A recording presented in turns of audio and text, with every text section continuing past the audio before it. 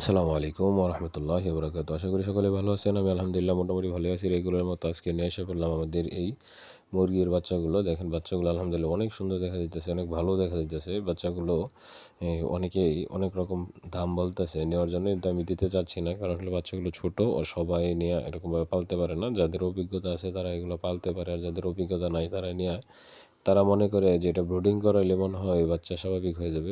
আসলে এটা তো বিষয়টা শুধু ব্রুডিংয়ের উপরে যেমন না, এটার মানে অনেক টেক কেয়ার করতে হয়। এটাকে একটু পরপর দেখতে হয় এটা কোনো সমস্যা হয়েছে কি না।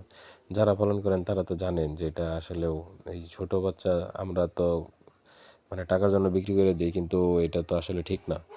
কারণ হলো যে ব্যক্তি নিতেছে তার জন্য তো এটা স্বাভাবিক হইতে, তার জন্য তো এটা উপকারিতা আসতে হবে।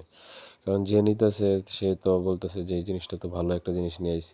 কিন্তু আসলেও আমরা লং জার্নি হওয়ার কারণে মুরগির বাচ্চাগুলো যে কোনো সময় অসুস্থ হয়ে যেতে পারে, এগুলো আমরা তা কারোর সাথে কথা বলি না। এই কথাগুলো বলে নেওয়া ভালো।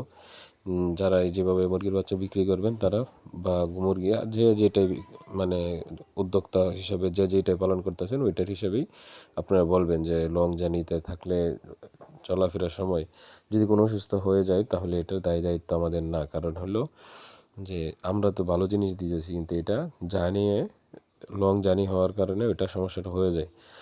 আলহামদুলিল্লাহ আমার মুরগির বাচ্চাগুলো যতটুকু রাখি আমি চেষ্টা করি যে আমার এখানে যাতে কোনো অসুস্থ না হয়।